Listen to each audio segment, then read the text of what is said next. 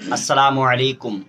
नमाज किस तरह अदा करना चाहिए, क़याम में किस तरह खड़ा होना चाहिए, खड़े होने का तरीका, पैरों की हालत क्या होनी चाहिए, नज़रें किस तरह होनी चाहिए और नियत करते वक्त हाथ किस तरह उठाना चाहिए और किस तरह हाथों को बांधना चाहिए, step by step point by point आपको बताऊंगा। रुकू किस तरह होना चाहिए, रुकू की सही अदायगी और सजदे में जाने का सही तरीका क्या है, सजदे की हालत क्या होनी चाहिए, सजदे की हकीकत क्या है, कायदे में किस तरह बैठना चाहिए, सलाम किस तरह फेरना चाहिए। Step by step point by point ध्यान से आप समझते रहिए और देखते रहिए। सबसे पहले क़याम, जो क़याम कहते हैं खड़े होने को, खड़े हो करके जो नमाज, खड़े होने की जो हालत है उसमें पैरों के बीच में 4 उंगल का फासला रखें। 4 से 5 उंगल 6 उंगल हो जाए कोई हर्ज की बात नहीं है। मोटापे की वजह से अगर 7 उंगल भी हो जाता है तो ये इसमें कोई हर्ज की बात नहीं है, नमाज दुरुस्त है।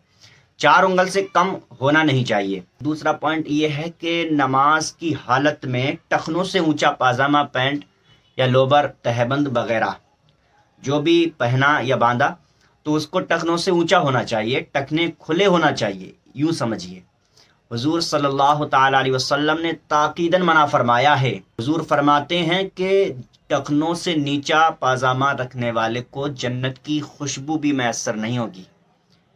तो आप इस पे सोचिए कितनी बड़ी बात है कि इस पे कितना जोर दिया गया है।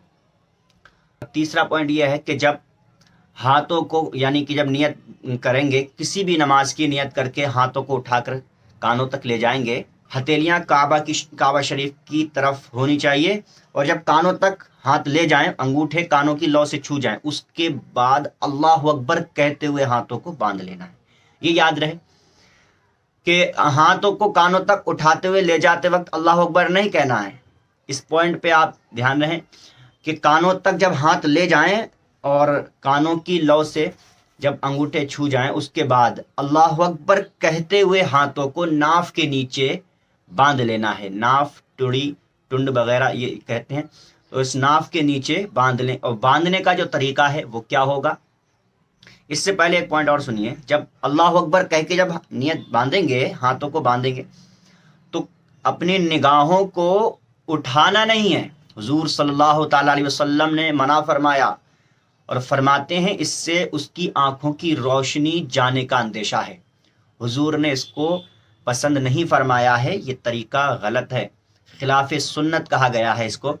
तो निगाहें सजदे की तरफ जमी होनी चाहिए और अल्लाह अकबर कहते हुए हाथों को बांधें। बांधने का तरीका क्या है, बाईं यानी लेफ्ट वाले हाथ की जो कलाई का जो बैंड है, जो जोड़, इस पर अपनी दाहिनी यानी कि राइट वाली हथेली इस तरह रखनी है, सीधे हाथ की तो रखें। और जो उंगलियां, 3 उंगलियां हैं, इनकी ये कलाई की पुष्ट पर रखें और सबसे छोटी यानी छंगा उंगली और अंगूठे से कलाई को बांध लें। और यहाँ एक छोटी सी बात ध्यान रखें, लेकिन है तो बात छोटी सी, लेकिन इसका फ़ायदा बहुत बड़ा है।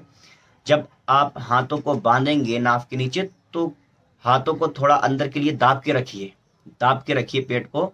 ये बस बसे की जगह है, यहाँ से बस बसे उठते हैं, ख्यालात आते हैं नमाज में।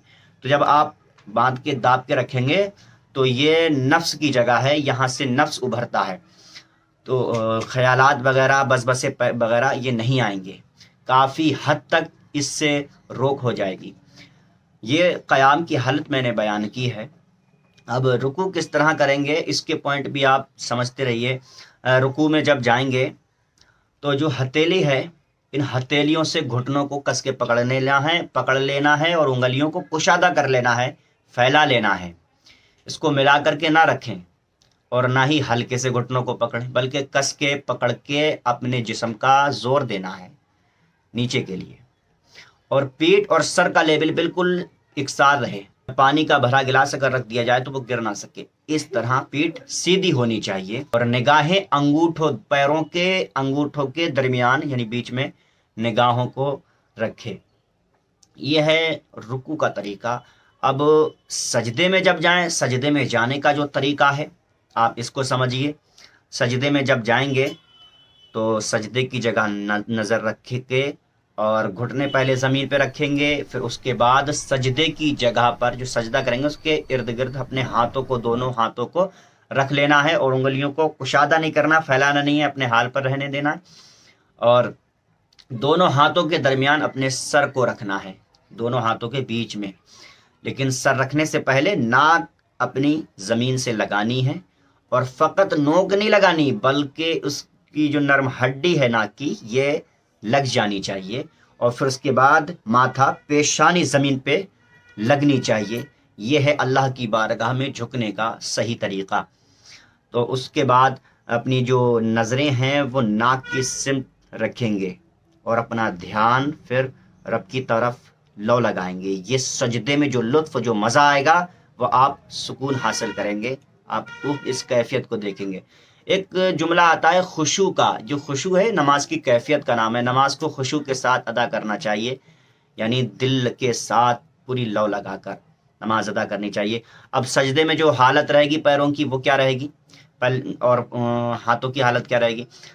یاد رہے کہ جب سجدے میں ہوں گے تو بغلیں کھلی ہونی چاہیے، چپکا کر کے ہاتھوں کو نہیں رکھیں بلکہ پھیلا لیں، اور اتنا بھی نہ پھیلائیں کونیا کے برابر والوں کو تکلیف دیں، اتنی نہیں پھیلانی چاہیے، اور سجدہ بھی اتنا لمبا کرنا چاہیے کہ 20 سے ایک بکری کا بچہ نکل سکے، اتنا غیب ہونا چاہیے۔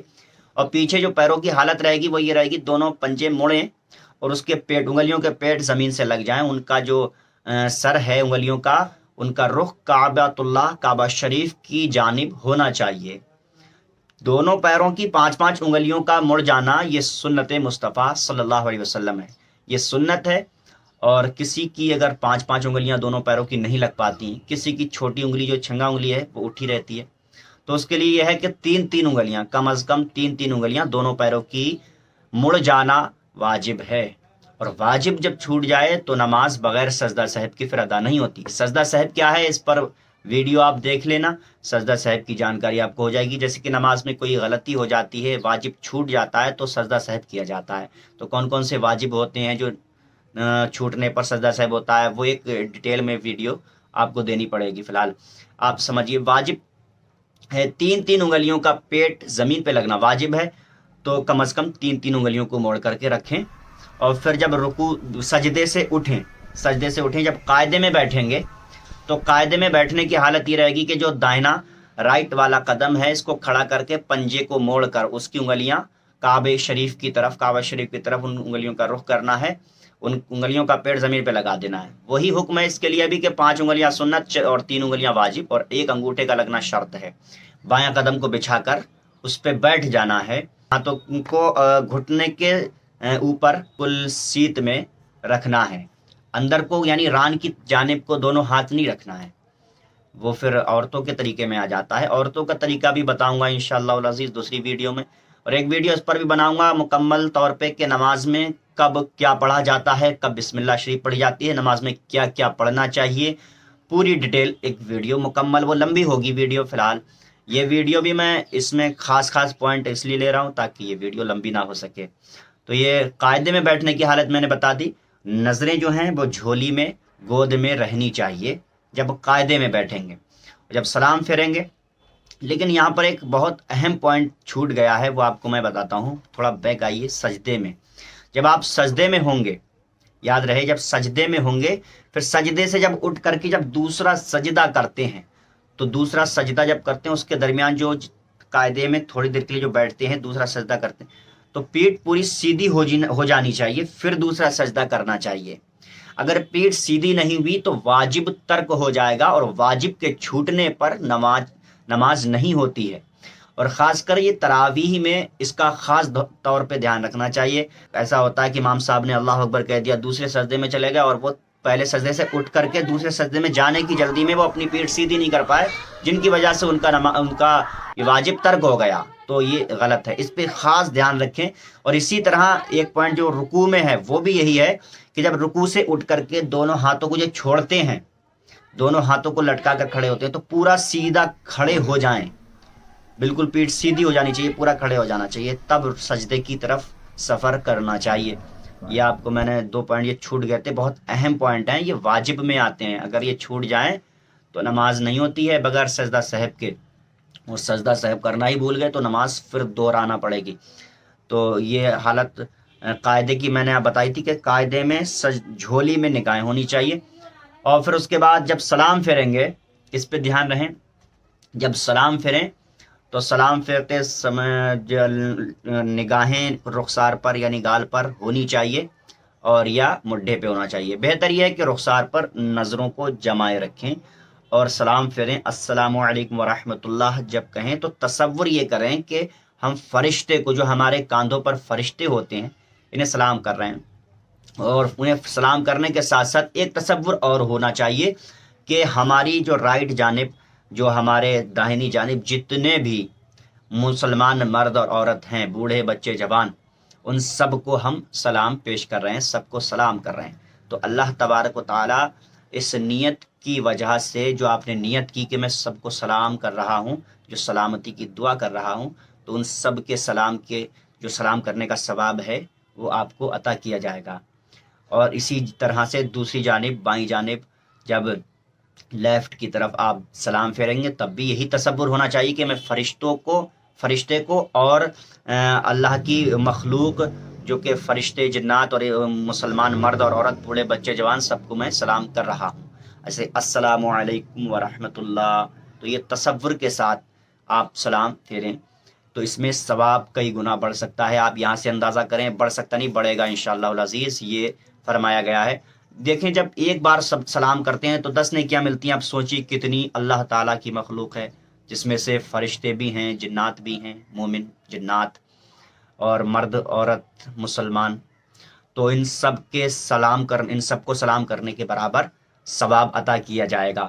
یہ میں نے کچھ خاص پوائنٹ آپ کو بتائے ہیں جو ادائیگی کے صحیح طریقے ہیں، نماز کو صحیح ادا کرنے کا طریقہ ہے.